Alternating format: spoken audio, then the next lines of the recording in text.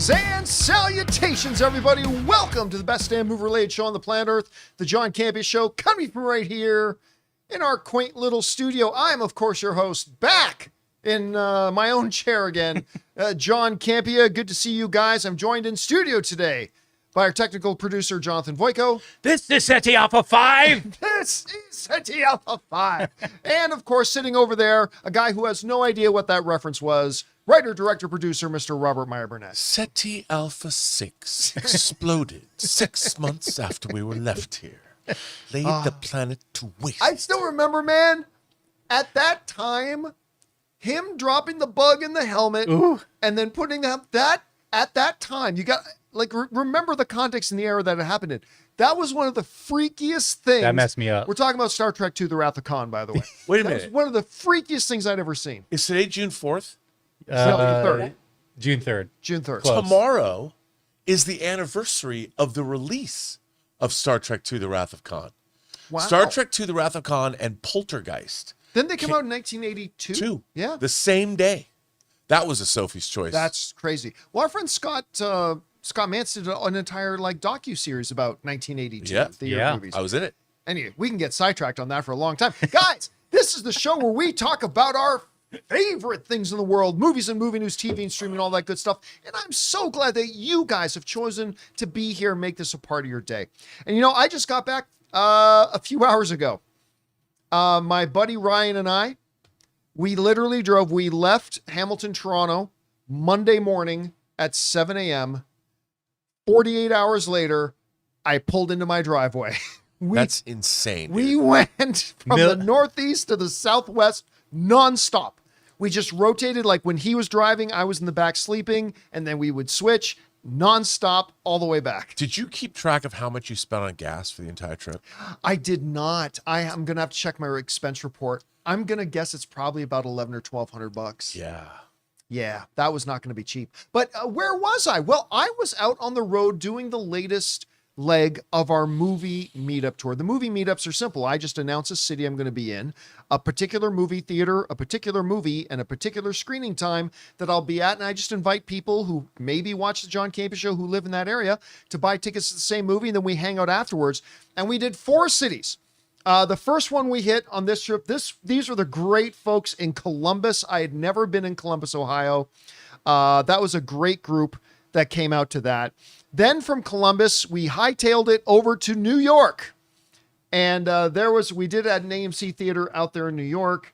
There's all the people who showed up for our movie meetup in New York. Again, it was just awesome. Had a great time. Some random schmo also showed up to our New York one to hang out a little bit. It was good to see Christian out there. Then from New York, we got right in the van again and headed to Boston, where car keys are pronounced as pants. Khakis. But the Boston one was great. We had an amazing time in Boston. That one was so much fun. That was our 4th viewing of Mandalorian and Grogu. And then we hightailed it up to Toronto so I could spend some time with the family and also do a movie meetup in Toronto. And there was our movie meetup for my 5th screening of Mandalorian and Grogu in Toronto. It was a great time, a great trip. Thank you to everybody who came out and made it a part of it. We still got to hit cities like Atlanta. We're definitely going to do Atlanta. Probably Pittsburgh, Philadelphia, maybe Miami. We still got a bunch of cities we got to hit. I don't know when we're going to do them yet, but keep your eyes open. We will hit those sometime soon. All right, guys. With all that down, let's get to the real reason we're here, to talk about all the movie stuff going on. And we're going to start off with this. Superman is coming back. Of course, we got Man of Tomorrow, Superman's follow-up, coming out next year. They're filming the movie right now. And, you know, the other day we talked about the fact that James Gunn shared a picture of Nicholas Holt's Lex Luthor battlesuit. And I think we were pretty much unanimous in like, that looks pretty good. Yeah, it looks really good. Don't know how it's going to play out in live action. How much of it is going to be live action? When are they going to CG it? All that kind of stuff. Well, now, since they are filming this stuff outside on streets, a lot of people have taken some pictures and even shooting some video. And there's a really interesting thing. And you know what? Let's start with the video part. Okay. We actually got a video here. Now, remember, when they showed us the picture, I said, I bet you Nicholas Hoult has like a little bit of movement ability, but whenever it comes to action scenes, that's probably going to be CGI. Well, somebody shot this video of him, and he looks like he's moving okay to me. Yeah. Now, don't get me wrong. I don't expect we're going to see him in full battle action stuff, Sure. but I think it'll probably be an amalgamation of him in the suit with some augmented CGI and stuff like that. But how I want to know, because look at the size of his head compared to the thing. He does not fill out that suit. I want to know what mechanisms do they have in there for him to be able to move the legs. And Yeah, and he's got to be on some kind of stilts. Pretty badass, though. Yeah. I mean, listen, I would wear that to Comic-Con. I know. I want to cosplay that, man. That you could looks fit pretty a great sweet. air conditioner in there, too. He might have one. You totally can, because look at the width from the chest to the back. He Yeah. might have an air conditioning system in there. Yeah. And he's got Victor Wembanyama kind of wingspan with the arms there. So, I mean, that looks great to me. But then what was more interesting was a couple of pictures came out. Now, we know Lex Luthor and Superman are going to have to kind of put their differences aside and team up, because there's a bigger threat to the world, which we already know is going to be Brainiac, right? But it's not all bosom buddies, because take a look at a couple of these pictures. I mean, it is shot from a 2004 Motorola Razor. Yeah. I mean, this is clearly taken from a great distance, obviously. But there's obviously, they've flown through a hole in the wall. They busted a hole through the wall. And if you're wondering who is Superman punching, well, you can see off to the side the green arm. Look at that. Like him and Luthor are going to be throwing down. And you know what? I wonder, and this is Do you pure- bleed? I wonder, Lex, do you bleed? Boink. So my question is, I wonder, this is pure with no evidence to back it up, pure speculation on my part. I'm wondering if that's not from Act 1 of the movie. Hell, I'm wondering if that's not from the first 10 minutes of the movie. Could be. Because we know from Peacemaker, Luthor gets out. And maybe it's now, he's now developed his battle suit, and we just, instead of some long 20-minute process of Lex in the lab with the changing clothes montage, you're simply the best, and then a different shot of him putting a different piece of armor in, then another shot of him soldering some wires. You're the best around, as he's putting his battle armor. No. Instead of that, no, he just has the armor. It's understood that he's a genius. He got out, made the armor, and him and Superman are throwing down. And then maybe something gets introduced as like, whoa, we have a bigger problem. So again, for all I know, that could be the final fight of the movie. I don't know. Could be. But I'm guessing it's from the beginning. Yeah, I think you could be right about that. You know, remember John Carpenter's Christine? Yes. It starts out, dun-dun-dun-dun-dun-dun, Bad to the Bone's playing while the car is being made. I'm not saying Bad to the Bone's going to play, Oh, I but hope you could not. just do that where he's putting on that armor. He may You have don't even already, have to say anything because it already exists. knowing Lex, this was already built before the first Totally. Superman, and they used it to get him out of somewhere. Who knows? Yeah.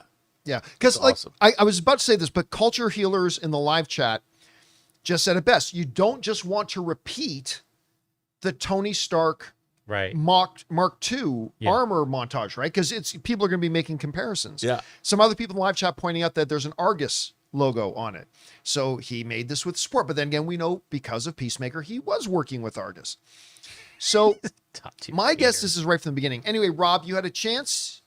Well, what do you think about first of all, the picture of them fighting and actually getting to see Nicholas Hoult walking around in that practical suit? Well, we were talking about it the other day, and I'm like, dude, Hot Toys. But after seeing that, like that he's actually moving in it, that's dope. Yeah. Like I would love to have seen that on set. And it does look, whenever you cut to CG, you always have to augment things. It's more money. But what this will allow, it will allow for more, like you can do close-ups, like physical with camera, just getting in on their faces Yeah. and stuff like that. And I think because otherwise, why build it? As we know from the Iron Man movies, they don't even build those suits practically anymore. There's no reason for it. But the fact that this is practical, they did it for a reason. There's a reason why it's not just augmented CG. and I'm sure we'll get at least some dynamic close-ups, Superman face to face. I can't wait. I gotta say, seeing that suit, it just warms my heart. By the way, one of our viewers in the live chat just said, "Why is Superman beating up Buzz Lightyear?" Yeah. I can't disagree. He had it coming. It is a little Buzz Lightyear looking. To infinity and beyond. Yeah, now if we go back to this video though, and we watch him in this video again, like it does look a little flat. I'm gonna say it does look a little flat. It looks a little styrofoamy, a little bit. So I still wonder, because you know how Henry Cavill, my boy Henry back here, that he never wore a cape. Yeah. It's Right? going to be touched up. Like Yeah. it was CGI. I wonder if, for a lot of the time we're going to see Nicholas Hoult in the battle suit, but I wonder if every time we see him, there's going to be visual effects work done I'm sure on there the is. surface of it a little bit. Sure there is. And you know what?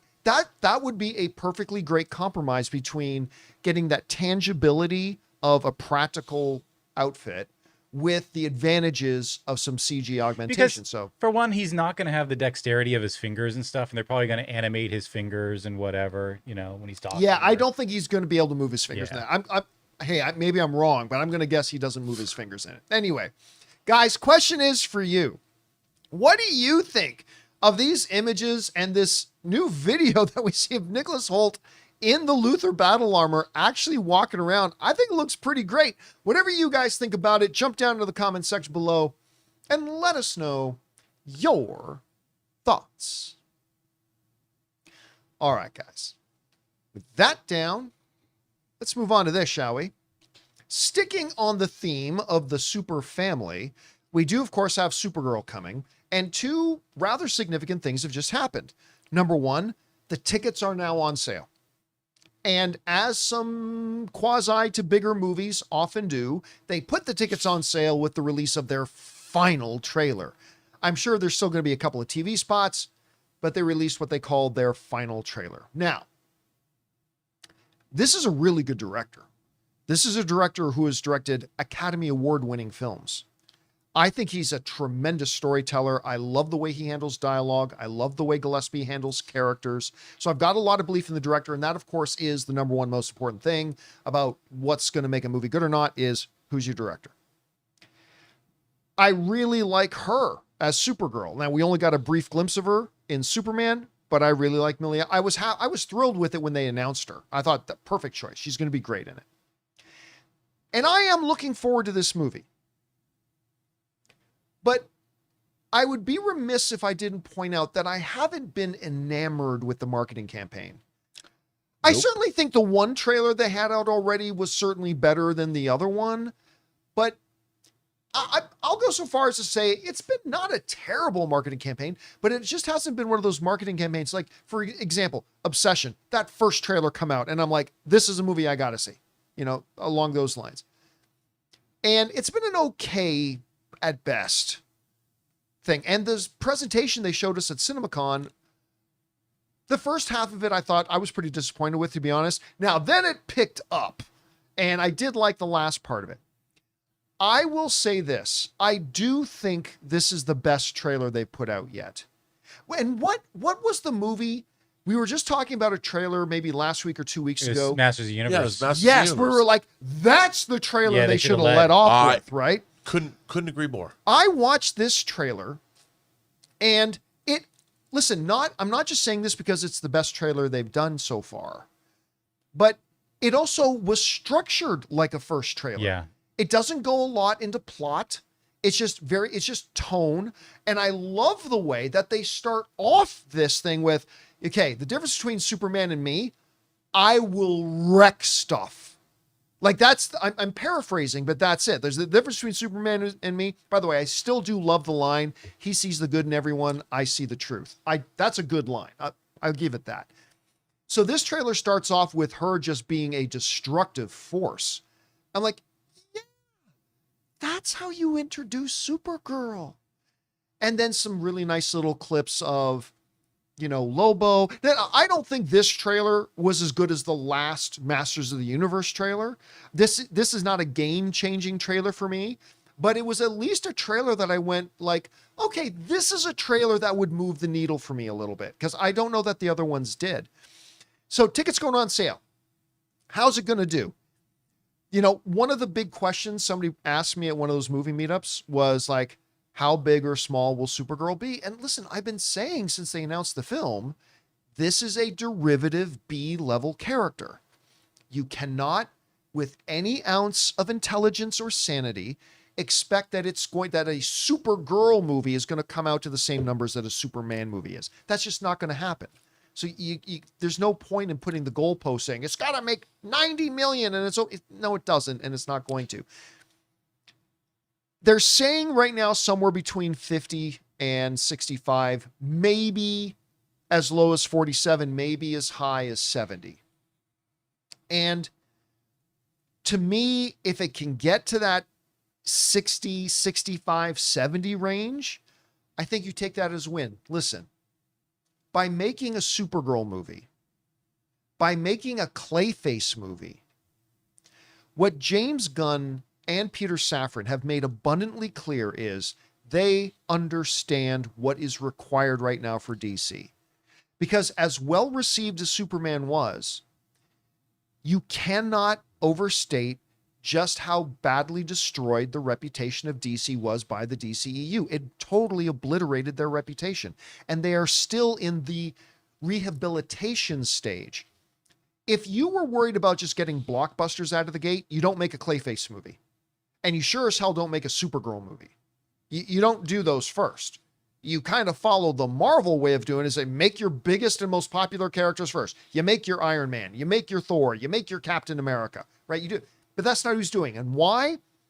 Because James Gunn and Peter Safran, number one item of business is create a reputation of quality. And if these couple of movies, I said this about Superman, Rob, long before it came out, years before Superman came out. I said, that's the number one job of Superman. Start to rehabilitate the image, start to develop a reputation of quality. Like, oh, this DC is different. You make Clayface, this DC is different. If you make this good, this DC is different. They'll worry about their blockbusters later. First things first, you've got to get people believing that the DC logo on something is something to run towards, not something to run away from. Will Supergirl do that? I don't know. The marketing campaign, which is not done by James Gunn, it's done by the agency. It looks like it might be good. It looks like it might not be good. But whatever. We'll have to see whether the movie actually lives up to that or not. Anyway, Rob, tickets are going on sale. So 2 questions. What did you think about the newest trailer in relation to the ad campaign we've had so far? And secondly, what do you see? They're projecting 50 to 65 million opening weekend. Where do you see it coming in right now? I have not been impressed by the 2 trailers they released. I thought this was a significant improvement. You know, I thought it gave you a lot more of a flavor, a lot more scope. I've been surprised at how little scope this movie seemed to have. I thought this was a way better trailer. And this made me, I have not wanted to see the film. I mean, I'll see it, obviously. But I was like, oh, this looks fun. This looks good. This looks like it has some substance. And you know what I thought was really interesting? You see clips of her in that silver suit, and she's like in the half sphere at the beginning. Oh, yes. That looks, in the background, that looks like what Brainiac's skull ship looks like in his big giant. Oh yeah, like the same. I don't know if that's what it is, but I don't think that's think his. The it's the resemblance same is there. technology. Yeah, it's the same Kryptonian technology. I'm like, well, that's pretty dope, because this looks like when she just arrives on Earth or whatever she was sent. So I think that there's a lot more scope to this movie than they've really shown us, and I'm looking forward to it. You know, this made me go, oh, I'm in. I'm much more interested in this movie now. And the same was true of Masters of the Universe, because I wanted to love. We were covering Masters of the Universe for 2 years now, and I wanted to love it. I'm seeing it in 6 hours. I know. I wanted to love it. And it wasn't until that final trailer and really hearing the score, hearing that piece of music, the Eternia piece of music that Brian May is on, I'm like, okay. And now I'm in. And that I kind of feel that way with this trailer. By the way, one of our viewers in the live chat, Irishman86, because I was just talking about how, James Gunn is not, you don't make a Clayface movie and a Supergirl movie right now. Your number one priority is just make blockbusters, develop quality. Irishman86 in the live chat saying, well, can't they do both? If it's good stories, it can be both. What were the two leading contenders for Best Picture at the last Oscars? Sinners and One Battle After Another. Which one of those two movies made over $400 million? Oh, neither of them did. Neither of them did. Look, a Supergirl franchise can become a blockbuster if this one's really good and they do a sequel later. But you have to understand there are some movies, almost every movie, that in their initial stages, they have a certain level of potential. And as much as everybody's raving about Obsession, Supergirl's going to make more money than Obsession does. That doesn't mean that Supergirl's better than Obsession. Not at all. But I'm saying, why can't it be both? Well, because a Clayface movie right out of the gate when it's never been done before, there are some characters you can do that with and have expectations that are higher. For Clayface, nobody in their right mind or with any degree of sanity thinks that movie's going to be a $600 million film. Of course it's not be. But if it's awesome, Clayface 2 could be a $600 million film. And if that's awesome, Clayface 3 could be an $800 million film. But right now, a Supergirl movie's not going to be an $800 million film. It's just not. You're insane if you think that's possible. Or a Clayface or whatever. So I think you have to be realistic about what, the audience will respond to right now. And right now, I've said this before, I think if Supergirl can get 450, 550, 600 million, I think 600 million is pretty high, but I think they've got to be really happy with that. For Clayface, 300 million, 275 million. I think that Clayface makes that. I think they got to be happy. Anyway, it's kind of my thought on it. Anyway, guys, question is for you. What do you think about this? Supergirl dropped a couple things. Tickets going on sale and a brand new trailer. A trailer that both Rob and I think is probably hands down the best one they've done so far. But is it too little too late to generate a lot of momentum of people going out and buying tickets for it on its opening weekend? Who knows? Whatever you guys think about it, jump down into the comment section below and let us know your thoughts. All right, guys. With that down, let's move on to this, shall we? Well, He-Man, Masters of the Universe. It's opening, well, technically in its full thing, it's opening up tomorrow, but there are advanced fan screenings going on around the country tonight. And I've got my tickets. Going to go see it, like I said, in about 6.5 hours from now. And because of that last trailer, I'm actually pretty excited to see it. The first reactions were quite good, but we've seen first reactions that look good. And then when the full explanation and the reviews come out, maybe they're a little bit more tempered. Well, Masters of the Universe, a movie that I admit when they first announced they were doing it, I said, why? It's way past its time. I still kind of think it is past its time. Yeah. But I thought this is going to be a movie that the audience won't like and the critics won't like. Well, strike one of those off the list.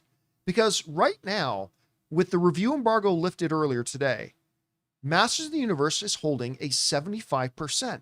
Now, 75% is not something we're going to be talking about come Oscar season.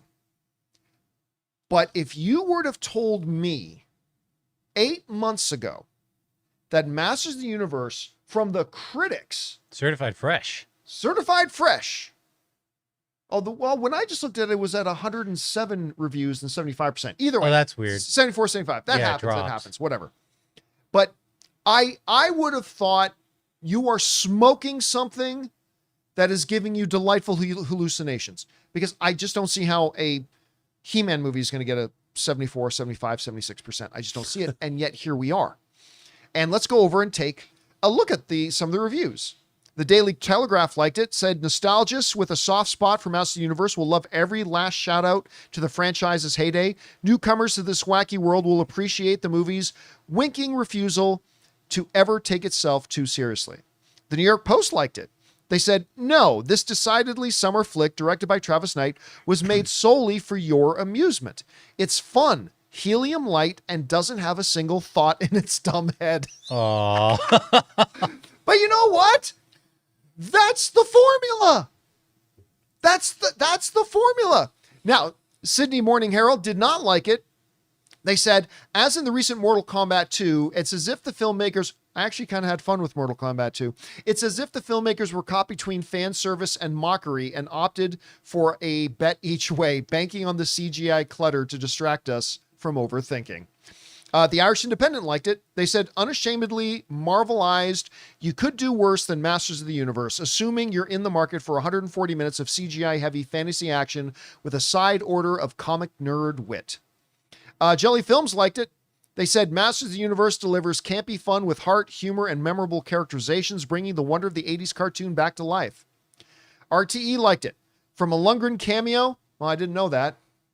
Well, I guess now, well, you know, we should have known there'd be a Lundgren cameo because they did that whole finger pointing thing. So that kind of made it clear. To Queen's Brian May on the soundtrack and use of the snap, banger, the power. There is plenty to like. There's also a feeling throughout that the same again action occupies too much of the screen. Nerdbot really liked it. They said, with a knowing wink, Knight perfectly balances the heart and humor of a hero's journey story, sticking to convention, but using it as a fun playground to just be as silly as he wants to be. It's a fun, campy, crowd-pleasing blockbuster. And it goes on, right? Again, it's got a 75%, which means about 1 out of every 4 critics didn't like it. None of the critics that liked it are saying this is the greatest, expect this thing at the Oscars. But it seems like, Rob, that it's coming in right around where we were kind of hoping it would be. And, you know, at CinemaCon, I should have brought it. It's right out there. I should have brought it in. They gave us Masters of the Universe. They gave us He-Man swords. So while I was gone on my trip, I got home this morning to find Anne had dug them out. She's got them ready for us to take to the movie tonight. Will they let you take them in, you think? I don't know. They are foam. Okay. So I don't know. They may not let us take them in. If they don't, we'll just throw them out. But I'm going to bring my sword tonight and we'll see it. I'm looking forward to seeing it. I will, of course, do my out-of-theater reaction for it tonight. I'm expecting, Rob, to not be blown away.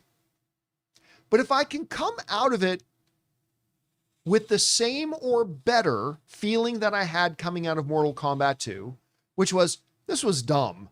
This was really dumb.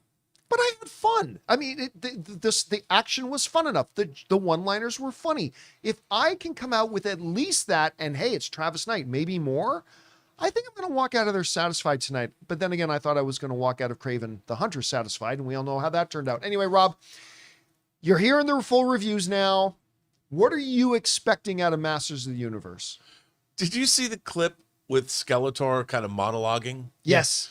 And Evil Lynn's like, I loved it. I loved it. I loved it. When I'm done, I raise my hands in the air. Dude, I was laughing. And I'm like, this movie, first of all, you can't treat He-Man like it's Tolkien. It's not. It's not Lord of the Rings. And when I saw that Skeletor clip, and just the way it was shot, and his performance, and just this look of Evil Lynn, like looking, are you done yet? I'm like, I want to see this movie. I'm like, this movie gets the assignment. And to your point, because there are some people who want them to treat it like Tolkien. Yeah. And don't get me wrong, there's some fun stuff you can do there. But I mean, you got to remember, the source material is a floating skull that once uttered the word, "Finally, I shall rid myself of that meddlesome He-Man." Right? That's like, pretty good. You can't build Shakespeare around that. No. You can only go one direction with that. I mean, I remember reading, I think it's Mark Puseyevich's script, Grayskull. Script called that. Yes, I remember that. Long time ago. And it was more along the lines. And I'm just like, you can't. And I have to tell you, like when I was a story analyst back in the day, I read multiple iterations of what became the Wachowski Speed Racer. But this is way before. This is 2 decades before their involvement. And everybody wrote these Speed Racer scripts that were really serious. It was more like as Days of Thunder had come out. Oh. It was more like Days of Thunder. I'm like, bro, where are the ninjas? Where's like the mammoth car? Where's the giant race through the volcano? Where's the satanic car acrobatic team up in the mountains praying to their evil god leader? I'm like, you guys did not get this. Do you watch Speed Racer? And it was annoying to read those scripts and be like, what are you doing? And so, like, this to me looks like the kind of Speed Racer movie I wanted to get when I was reading these really serious relatively serious Speed Racer scripts. And when I saw what they did, and then there's another clip where they showed He-Man and Tila, like in the woods when their ship had crashed or something, and he picks up I'm like, I love the way it looked. It looked like the box of a He-Man vehicle toy. And I'm like, they look like they did this exactly the way I wanted to see it. And when I saw the clip with Skeletor, I'm like, I'm in. You know, I'm in. One of our viewers, Chuck Allstar, just made a comment in the live chat. He said, He-Man is fantasy for kids. And it makes me think of something. You actually made a really great observation on your channel the other day where you were talking about how, because there's this weird thought out there that, Star Wars was made for kids. No, it wasn't. No. Star Wars was never made for kids. It was made to be family friendly, but it was never made for kids specifically. He-Man was. He-Man was directly and specifically 100%. made for children. So you got to keep that in mind when you're doing an adaptation of it, a little bit down the road as we are now, and bring your expectations accordingly into the film.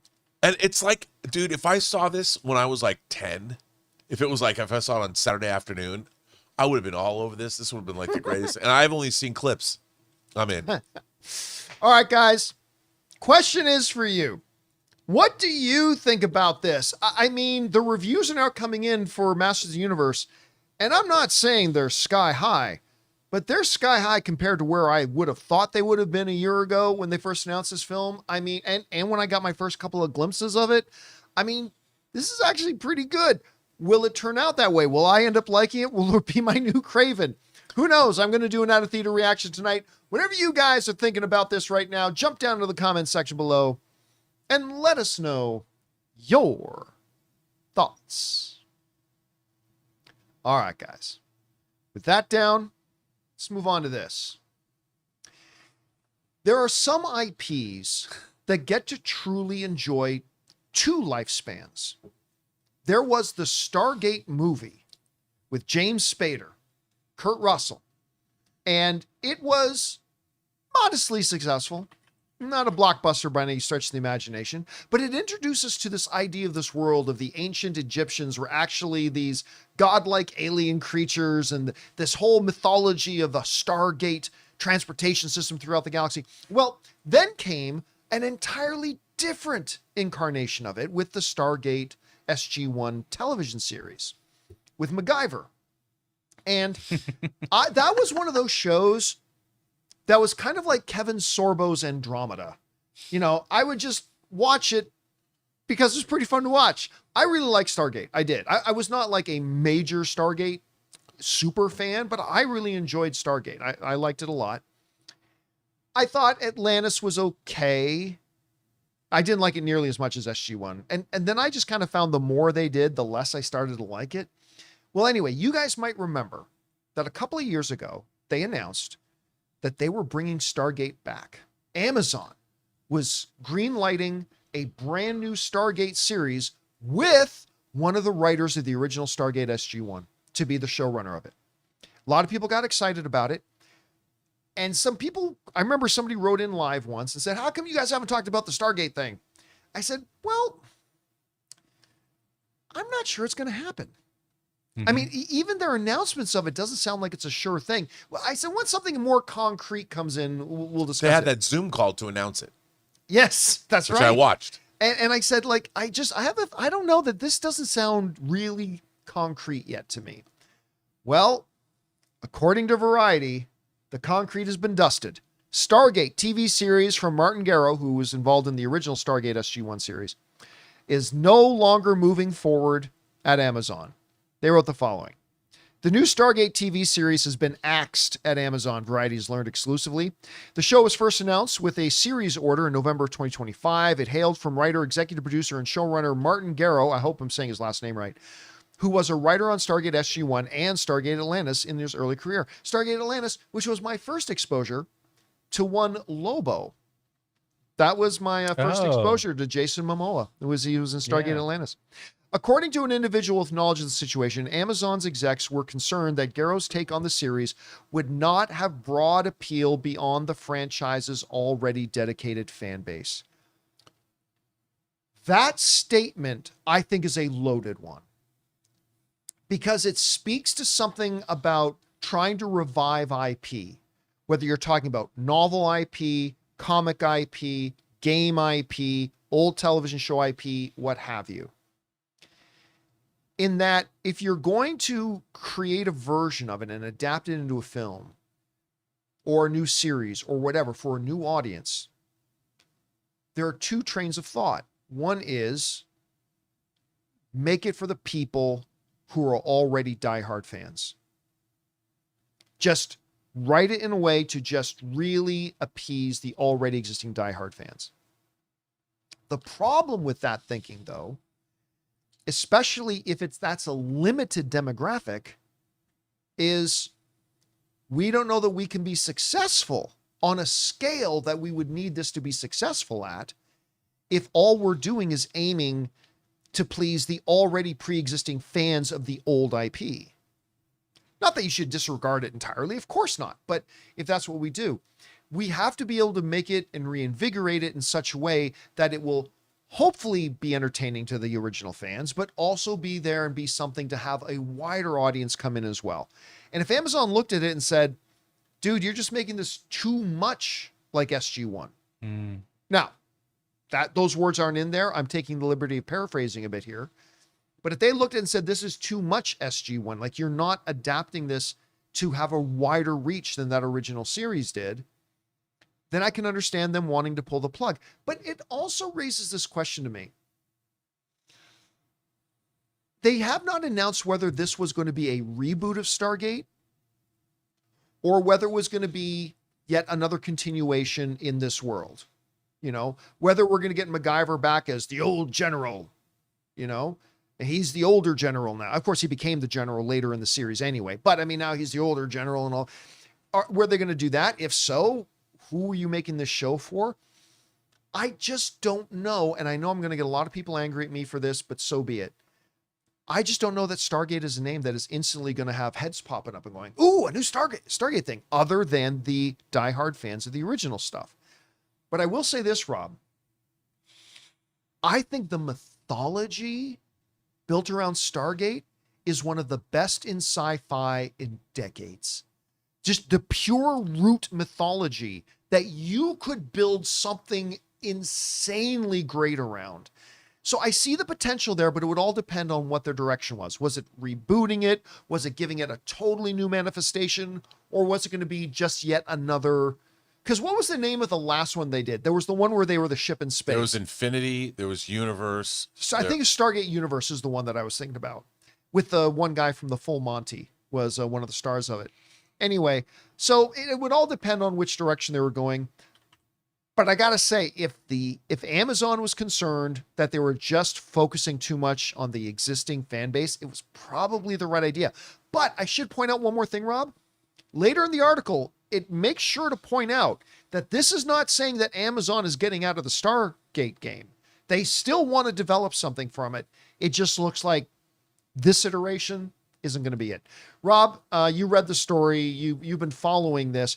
Are you surprised they pulled the plug on it? Good move, bad move, and what happens from here? Well, I think one of the problems when you're dealing with legacy, I just looked this up, there's 354 episodes of Stargate that are canonical.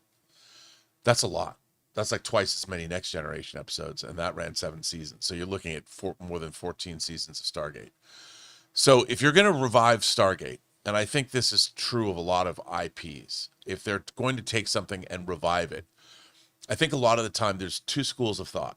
You could do something like Battlestar Galactica. There's the original and the new Battlestar Galactica. The new Battlestar Galactica, I would say, is one of the great revivals of all time. And I remember I think it's the greatest show of all time. The original Galactica was no great chicks. And what they did was they took the central core ideas that were inherent in Galactica. They kept a lot of the designs and plus them and all that. And they made it much more adult, much more palatable, much more realistic. And they created one of the greatest science fiction shows ever. You could say it was fracking great. It was fracking great. And what a great cast. And I think with Stargate, I think that there might have been a desire to have a fealty to the original show, loyalty to how that mythology, and maybe want to continue it. And I think that's fine, but then who are you appealing to? I mean, Stargate's been around for a long time, but you do want to get a new audience. So I bet there was maybe an impasse. To my mind, if you're going to do Stargate and you want to reboot it, like you pointed out, the mythology is great. So you've got good. And you can lean back on the mythology there, but you could make a new show, and lean into the mythology, but develop it as something new, because I think you kind of have to. But then you also don't want to be too far away from what Stargate is. Yeah, you don't want to completely abandon it. No, and I think that one of the real problems now is that I think that there's never been a time in Hollywood where the decision makers who are actually green lighting things, and I'm not talking about friends of ours that actually green light a script. I'm talking about the idea of moving forward on a project in general. I think the people that are in those positions know less about the things that they're supposed to be greenlighting than ever before. So they're looking at outside elements and going, no, we need to have this, we need that. This is what our data tells us. We have to have all this. You can't just... And a lot of the time, storytelling, you got to go from your gut. And I think that there's corporate interests that are diametrically opposed to storytelling interests. And somewhere in the middle of that is where this probably fell out of favor. I think I have an idea. Follow me here. Stargate Academy follows a group of spunky young up-and-comers to be the next generation of Stargate travelers. Yes. They'll be Stargate Voyagers. And one of them is the same race as Christopher Judge's Tulok McDuck. I can't remember the character's actual name. Darkwing Duck, yeah. Yeah, I call him Tulok McDuck. McDuck. I can't remember. Again, I just can't remember. I just know that Christopher Judge was great in the role. That's all I remember. And I love it. Stargate Academy. Make it happen. Anyway, guys, question is for you. How about Stargate Xanadu and make it a musical? Stargate Xanadu. What was the Sean Connery one where he was the warrior in just the loincloth? Oh, Zardoz. Yeah. He plays Zed. Don't you dare besmirch Zardoz. I'm not besmirching. I'm Directed by John Borman. That. The gun is the thing he said. The penis Sean is Connery, evil. who was never that big of a guy. I mean, he was a bigger man, but that big. It wasn't just the loincloth; it was the mustache. I'm going to dress like him to the next Played a Comic-Con. character named Zed. I will give you $1,000 if you walk around Comic-Con San Diego. I shave this and I just grow this out. Do you know what I actually pitched this idea? By the way, find a picture of it. Yeah. Only slightly tongue in cheek. I said to Steve Asbell, president of 20th Century Studios, because 20th Century released Zardoz, I said you could remake Zardoz with Alex Garland writing and directing. Here you go. Here's me at the next con. There he is, baby. Zed.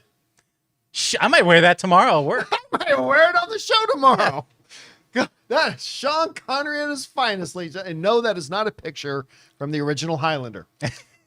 Look at that. Look at that loincloth. And you gotta have suspenders. I mean, you can't have a loincloth like that without suspenders. Those are bandoliers. What are we Come on. doing? Bullets. All right, guys. Question is for you. What do you think about loincloths? Whatever your thoughts are today, jump down to the comment section below. These are my suspenders. I have Zardoz on Blu-ray, John. Of course you do. And let us know Walking around the goddamn desert with a six shooter. your thoughts. All right. With that down, guys, we still got a couple things to talk about, including some lucky people are going to get to see Spider-Man Brand New Day even earlier, and the Russo brothers, who I love. I love these guys.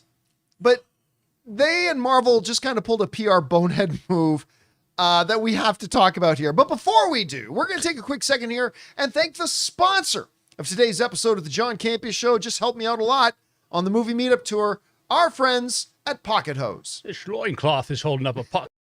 We want to take a second to thank a sponsor of today's video, Pocket Hose. Guys, I'm excited to tell you about the world's #1 expanding garden hose and their brand new product, the Pocket Hose Ballistic. As you guys can imagine, I'm not exactly gentle with my gear. I drag hoses across concrete over the pool, yank them around corners. I even coil and uncoil them all the time to put them in my camper van when I go out on my movie meetups. And generally speaking, a lot of them don't last. But the Pocket Hose Ballistic has been a totally different story for me. It's incredibly durable, super lightweight, and just makes the whole job easier. One of my favorite things is how simple it is to use. You turn the water on, it expands. Turn it off, it shrinks right back down to pocket size. And it's reinforced with a liquid crystal polymer, the same kind of material used in bulletproof vests. Plus, it comes with the pocket pivot, which gives you 360-degree rotation at the spigot so it moves with you instead of fighting against you. And now, for a limited time, when you purchase a new Pocket Hose Ballistic, you'll get a free 360-degree rotating pocket pivot and a free thumb drive nozzle. Just text Campea to 64,000. That's CAMPEA to 64,000 for your 2 free gifts with purchase. Text Campea to 64,000. Message and data rates may apply.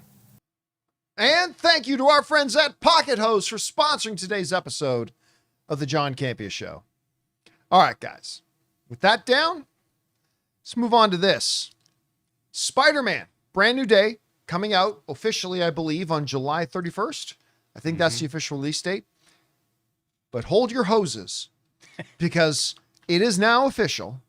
This being reported here by IGN. Spider-Man Brand New Day fans can see the movie early thanks to Amazon. Now, Amazon started, I can't remember what the first movie was that really caught our attention, but every once in a while, Amazon does these things where they kind of coordinate advanced fan screenings. Not tremendously far in advance, but usually a couple of days before the movie comes out. If you are an Amazon Prime member, they'll announce tickets going on sale and you can go buy it through there, and then you can be one of the lucky people to see it first. And I'll tell you what, it has had tremendous success. Because number one, fans love 2 things, Rob. T-shirts shot out of cannons into the crowd, and they love getting to see their favorite movies early. And whenever I've gone to one of these Amazon advanced fan screening things, the energy in the theaters has always been really good. Yeah. Like a really good positive energy. But there's another benefit to it, which is, you know, you're looking to get every good piece of positive pop, positive word of mouth that you can. Hard to get positive word of mouth when the audience hasn't seen it yet, and you don't open that up until opening day. These things have given a couple of movies the opportunity to have some true fan witness, positive word of mouth get out there and add a little oomph to the marketing, hopefully to them having a bigger Project opening Hail weekend. Mary. Project Hail Mary is a great example of that. It started going around. So here you can see on Amazon's official site, Spider-Man Brand New Day, July 31st, but early screenings for Prime members. Yeah. Now, it should be said that the tickets are not yet available. They're simply right now, if you are an Amazon Prime member, and I know probably most of you guys are, they're allowing you to sign up to be notified when the tickets drop. And if it's like any of the previous examples, these things usually sell out by lunch. Yeah, they did it for Superman. They did it for Project Hail They Mary. did it Superman with tremendous success for that. I mean, these tickets just, boom, they're gone. They just sell out instantly. So you're going to want to go, you're going to want to sign up, and you're going to want to keep your eyes on your email, because when these things drop, you're probably going to want to get it. And again, for me, it's not about seeing them early. I've just found the energy in these theaters is really great. And that's, 50% of the reason why I like going to the movies so much is the energy in the audience with it. Anyway, Rob, going to be able to see Spider-Man a little bit early with the fan screenings. Good idea, bad idea. And here's another question. With them now going to be showing this to probably tens of thousands of fans days before it opens, is this an indication that Marvel and Disney have faith in this movie, that they're willing to risk bad word of mouth before the opening weekend? What do you think? Well, first of all, I think they know it's a good movie. That's why they're putting it out. But you know what I like about this? In a way, sure. Can you say, oh, it's all about corporations and all that? What I think this is doing is exactly what you said. The energy, the goodwill, The fan, I mean, I felt it when we went to Project Hail Mary. I was so excited to see it. Everybody was there to be in love with the movie. Yeah. You know, and Amazon knew what they had. It was an Amazon Studios MGM film. So what a way to kick off a movie. I mean, you know, By the way, quickly, Alfie for President just corrected me. Thank you, because you're absolutely right. In the live chat, Sony is showing confidence in the film, not Disney, because Sony is, of course, the distributor. Right. I always remember that, but I've frozen that here. Thank you for pointing that out. Anyway, please continue. No, I was just going to say that I think it's a win-win all the way around. I think these fan screenings are a vote of confidence in the movie itself. I think it shows that they're saying, we know what we've got. We know you're excited about seeing it, and we're really proud to show it. And the fact that Amazon is teaming up, I mean, they get what they want out of it. You know, you go to their site, you probably buy something else. And what a great way. Look, movies are products. You know, you want to sell them to an audience that's open-minded, that wants to see the movie. What a great way to do it. And you make it fun, and it becomes like an exclusive thing. Like, shit, man, I couldn't get tickets. You know, there's a little bit of exclusivity there. You know, you feel good about it. Like, hey, man, I'm seeing it first. Sony does it again. And so, yeah, I think this is a great idea. I think this is great for them to do. Of course, it's going to be done with Amazon through their partners at Fandango. That's who ultimately you're going to be buying the tickets through. And I'll go out on a limb here. I think every single screening sells out day one. I can't imagine. Like I know, big guess, but I mean, this thing is going to be completely sold out day one. It's going to be within hours. Anyway, guys, question is for you. What do you think about this? Spider-Man Brand New Day is now going to be out, well, a couple of days officially early at some exclusive fan screenings. They're going to be held across the country. There's been some success here with that. Do you believe that this is Sony showing that they actually have a lot of confidence in the quality of the film? Whatever you guys think about this, jump down into the comment section below and let us know your thoughts. All right, guys. With that down, let's move on to this. If anything in this universe can stop Dr. Doom, it's a cup of coffee. So, look, this is a strange situation, man. This is a strange situation. So here.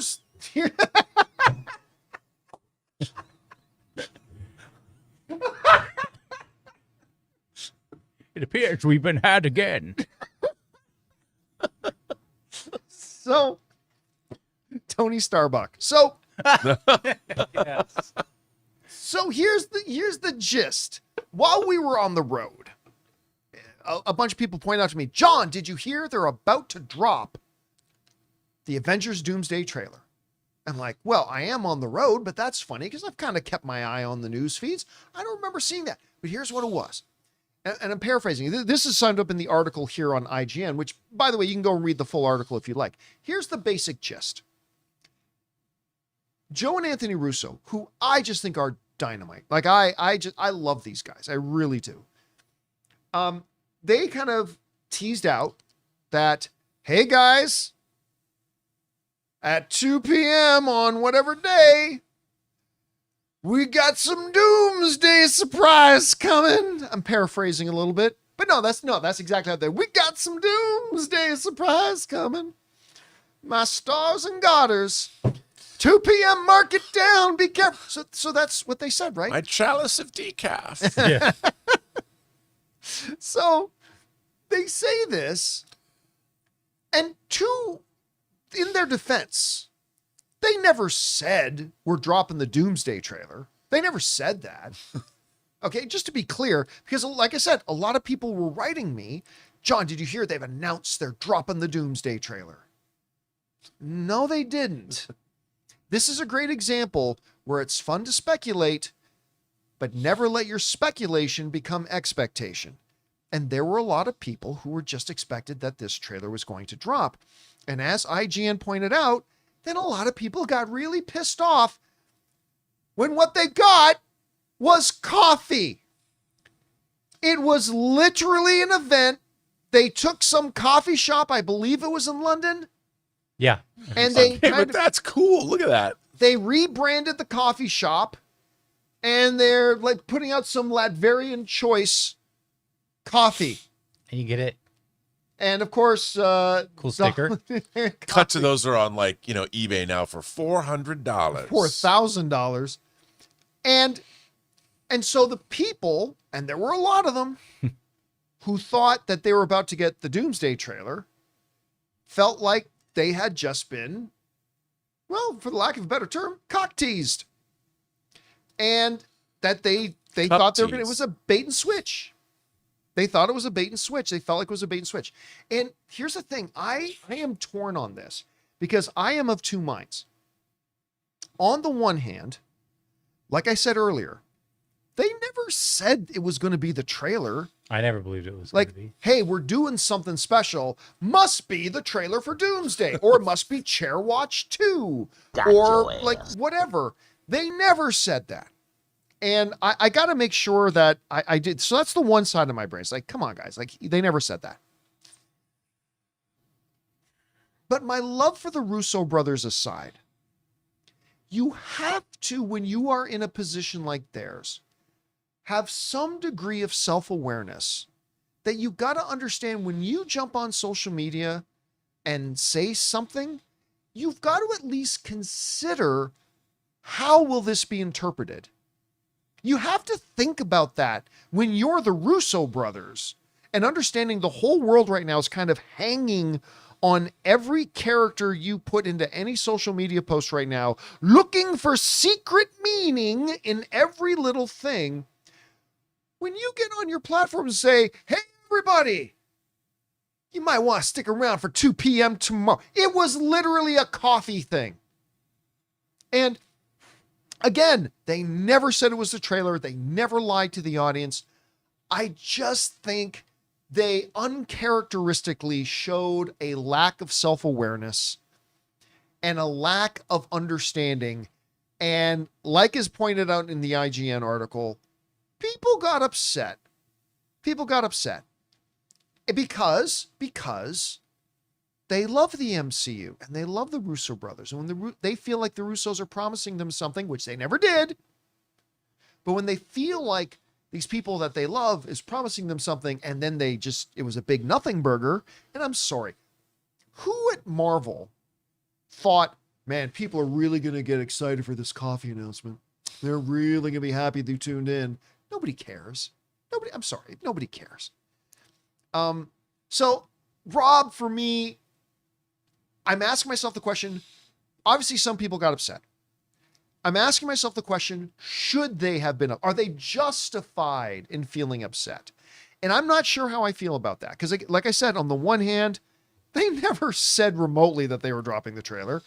But at the same time, I don't think you're crazy if you saw that tease and then we're kind of left expecting that you might get the trailer. Like, I think some self-awareness would have been handy here. Anyway, Rob, you look at this whole situation, which has unfortunately right now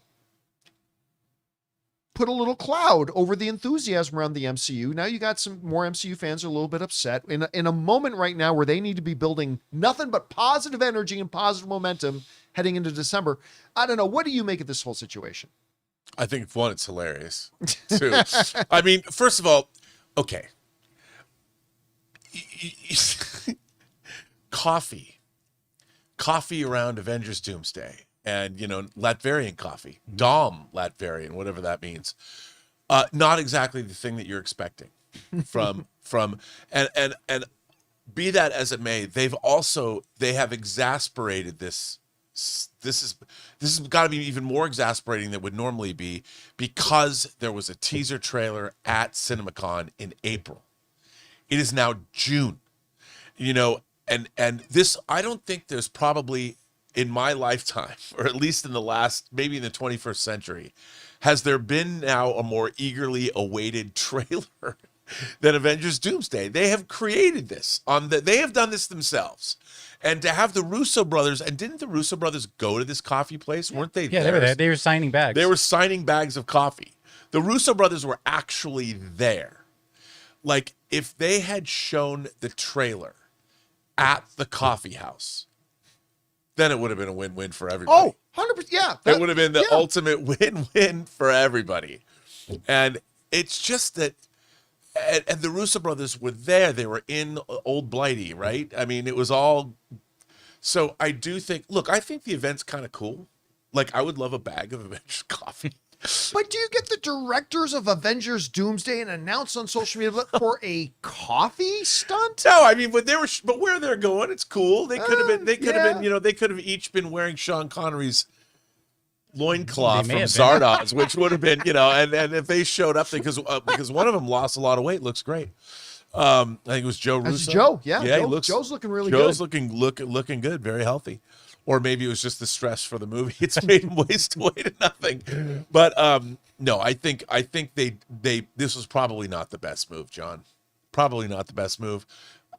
That said, I think it was a cool thing, but they had to know. They shouldn't have hopped it. They shouldn't have propped it up like that. Yeah, they had to know what they were. They should have said, if they just said it's not the trailer. Yeah. They could have said that, but we're still doing something cool. Yeah. No, you know what? You don't even say it's not saying. As we count down to when we're excited to show you guys when we were planning on dropping the Doomsday trailer, we're excited for you guys to see it. But in the meantime, you might want to circle your calendar for 2 p.m. or whatever, just to make it clear. Now, look, I want to be clear about something here. In the world of the all-time worst PR gaffes for movies, this is not on that list. No, it's not. I dare I say, I think when the trailer does drop, I think this will be forgotten. I really do. Yeah. I think this whole incident is going to be a footnote in a trivia thing. If Harloff and Ellis ever get movie trivia going again, this might be a footnote in some trivia question at some time. Yeah. What was the item that Joe and Anthony Russo were actually promoting instead of the movie? Coffee. Yeah, like, I don't think this is. I think this is going to be much ado about nothing at the end of the day. Okay. But I kind of get why some people feel upset today. Then let me ask you this question. Yes, sir. We have Toy Story 5 coming out. Which looks really good. And we have Spider-Man Brand New Day coming out. Which Will also the looks really trailer good. be with one of those two releases? I think it has to be before Spider-Man. Well, look, I'm in uncharted waters here because after CinemaCon, when they showed us the trailer, I remember somebody asked me, do you think it'll wait for either Comic-Con or Spider-Man 2 or Spider-Man Brand New Day? And I remember that I really did believe. Nobody told me anything. I'm just saying, as a fan, I believe that I don't think they're going to wait that long to put it out. I think it'll come out much sooner than that. Well, here we are now in June, and it still hasn't come out yet.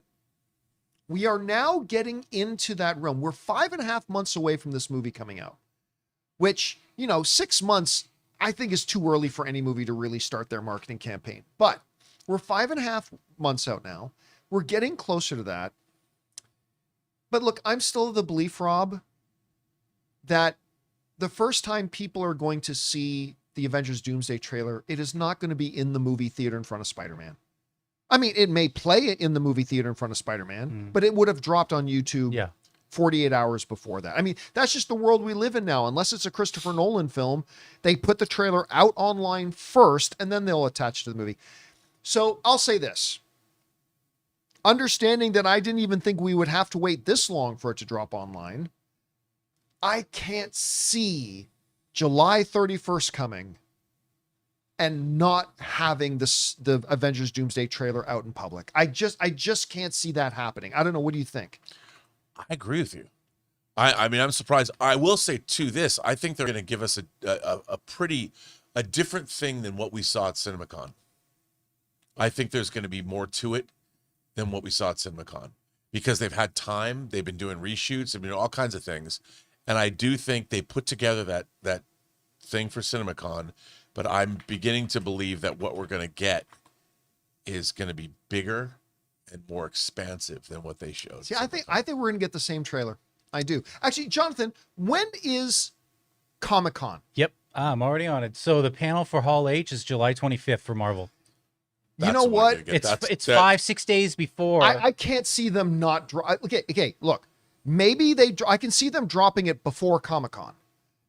I can't see Comic-Con coming and they haven't released the trailer yet, and it not being put out at Comic-Con. You know what? I'll say at this point, I'll say Comic-Con is when. You know what? I think you're And absolutely then you right. lead into the movie. And, Spider-Man. And it leads right into Spider-Man. People are going to go Yeah. bananas. Hall H will be. I mean, I remember when Tom Hiddleston came out, and that was my favorite Hall H ever. That whole Marvel presentation. Oh. That's when they announced the Age of Ultron logo and stuff. I am Loki of Asgard, and I come with glorious purpose. Yeah, I mean, it was the greatest thing ever. And now they have that. And you know what? I'll bet you $1 million If they you had bring it. Tom Hiddleston out again. So I was thinking the way you went up that. I don't think so. I think they're going to do it. I think the way you went up that is you have Tom Hiddleston, and he has to be his current Loki. Yeah, And then he's you a have- god of stories. And then you have RDJ come up behind him as Doom. I will say, as big as that pop was, because I was there, that pop with Tom Hiddleston. Robert Downey Jr. taking off the mask and revealing that he was Doom got a bigger. Huge. The ground shook. It did. Like the ground shook.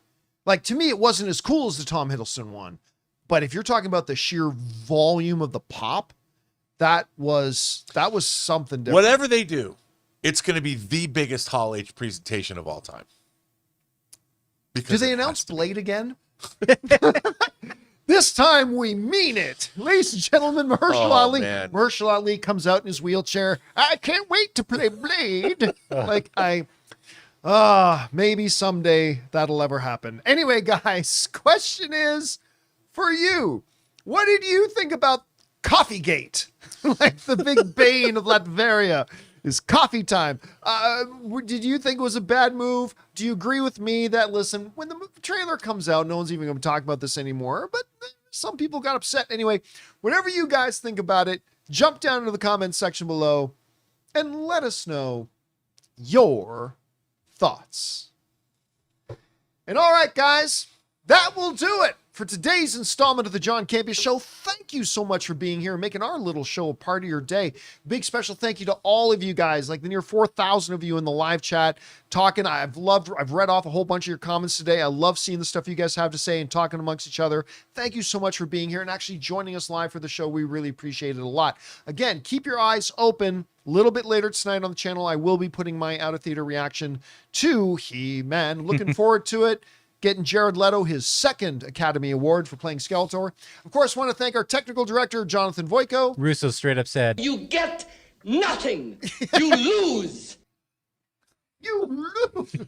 I just hope that we can all taste Doom Latvian coffee at some point. that You know pause, what? that pregnant pause. It'll probably be that their collector's popcorn bucket is going to be a big coffee mug. That's what it's going to be. By the way, writer, director, producer Robert Meyer Burnett, thanks for being here. Thank you. I'm from Seattle, so coffee's in my blood. And most importantly, again, guys, thank you to all of you for joining us. My name's John Campea, and until next time, my friends, bye-bye. These goddamn trousers.